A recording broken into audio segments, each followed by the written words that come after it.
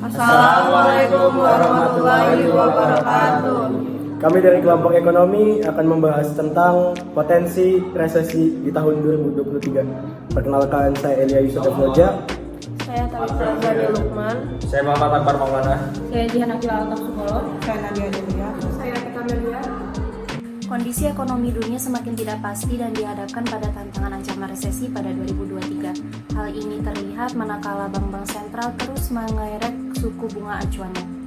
Menteri Keuangan Sri Mulyani mengatakan, akibat kebijakan moneter yang agresif itu, laju pertumbuhan ekonomi akan terhambat, sehingga akan semakin sulit mengalami resesi dan akan sulit dihindari. Negara yang berpotensi mengalami resesi di tahun 2023 terdapat 6 negara, yaitu Amerika Serikat, Eropa, Cina, Mongolia, Korea Selatan, dan Indonesia. Pemulihan ekonomi Indonesia didukung oleh inflasi dan suku bunga yang terbilang rendah terkendali.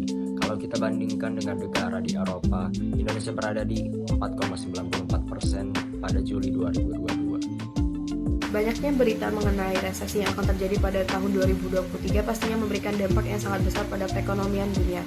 Terlebih lagi pada perekonomian dunia di sektor perdagangan yang mengandalkan ekspor dan impor. Sejauh ini ada contoh yang perdagangannya performanya telah menurun seperti crude palm oil yang menurun sebanyak 23,03% sehingga harganya menjadi 909 US dollar. Lalu minyak sawit yang menurun sebanyak 11,37% dan ada biji besi yang menurun sebanyak 19,85% secara tahunan dan juga menurun secara bulanan sebanyak 88,31% sehingga harganya pada September 2022 menjadi 99,8 US dollar. Menurut data CNN, resesi yang terjadi karena COVID kemarin mengimbasnya kepada perdagangan seperti pariwisata, perhotelan, akomodasi, dan makanan dan minuman, serta transportasi dan pergudangan. Sebab karena pandemi itu membatasi aliran barang, mobilitas orang, dan aliran uang. Mungkin itu yang akan terjadi pada resesi 2023. Perdagangan yang akan terkena imbas pada resesi 2023 ialah perdagangan yang mengandalkan ekspor dan impor, yang akan terpengaruh terhadap tekanan ekonomi global. Aktivitas perdagangan di negara maju yang akan melemah diperkirakan bisa mempengaruhi aktivitas perdagangan di negara berkembang juga, yang perekonomiannya bergantung kepada ekspor dan impor. Banyak perbedaan pandangan mengenai sistem ekonomi Indonesia berdasarkan pemimpin yang memimpin di eranya. Terdapat dua periode ekonomi, yang pertama periode pra-kemerdekaan dan yang kedua periode pasca kemerdekaan. Pada pra-kemerdekaan atau lebih tepatnya sebelum penjajahan, ekonomi Indonesia berfokus kepada pertanian, tetapi setelah dijajah, ekonomi Indonesia berubah menjadi ekonomi industri yang menyebabkan kemiskinan bagi warga negara Indonesia. Dikarenakan hak milik hanya dimiliki oleh pemilik modal dan pemilik teknologi. Keadaan ekonomi pada awal kemerdekaan Indonesia tidak berjalan dengan mulus. Hal ini dikarenakan adanya inflasi yang disebabkan oleh penggunaan lebih dari satu mata uang secara tidak terkendali. Menghadapi peristiwa itu, pemerintah memutuskan untuk mengambil beberapa kebijakan seperti pinjaman nasional, memenuhi kebutuhan rakyat, melakukan konferensi ekonomi, membuat rancangan pembangunan, membangun partisipasi swasta dalam membangun ekonomi, dan nasionalisasi Bank Indonesia. Saat ini Indonesia membutuhkan sistem pemulihan ekonomi yang tepat. Oleh karena itu, pemulihan ekonomi nasional dilakukan dengan mengambil kebijakan fiskal dan moneter yang komprehensif, artinya secara menyeluruh. Dan kita tahu bahwa masyarakat dan pedagang UMKM mempunyai peran yang sangat besar dan sangat vital dalam mempercepat pemulihan ekonomi kita.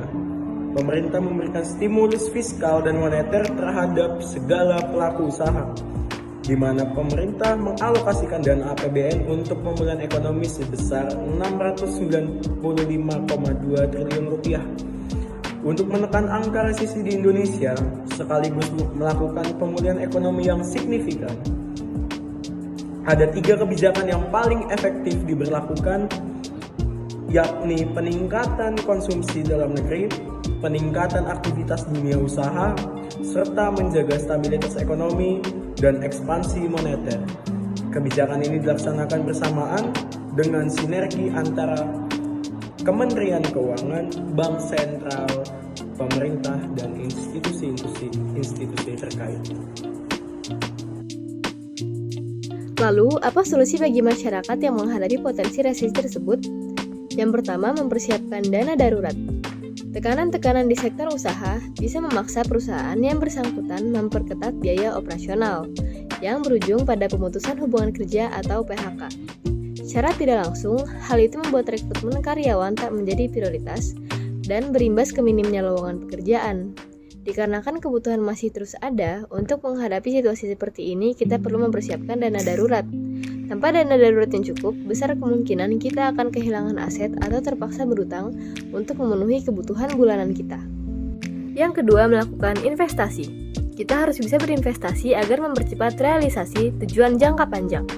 Secara garis besar, tujuan jangka panjang yang umum dimiliki sebuah keluarga adalah biaya pendidikan untuk jenjang tinggi atau kuliah dan biaya pensiun. Dengan adanya tanda pemulihan ekonomi, maka ada baiknya melakukan rebalancing portofolio.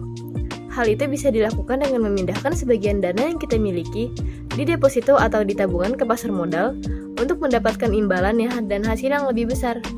Yang ketiga, tetap belanja sesuai kebutuhan. Kita harus berbelanja sesuai dengan barang dan jasa yang kita butuhkan. Namun, jika hanya ditujukan untuk memuaskan hasrat keinginan kita harus berpikir 2 kali dan melakukan perhitungan terlebih dahulu. Data BPS menyebutkan bahwa jika dilihat secara tahunan, PDB yang disumbang dari konsumsi masyarakat juga masih berada di level minus 4,04%. Ketika konsumsi lemah, maka penghasilan di berbagai sektor usaha juga akan mengalami penurunan. Oleh karena itu, menunda konsumsi bukan ide yang baik. Namun berlebihan dalam konsumsi tentunya bisa membahayakan kesehatan keuangan.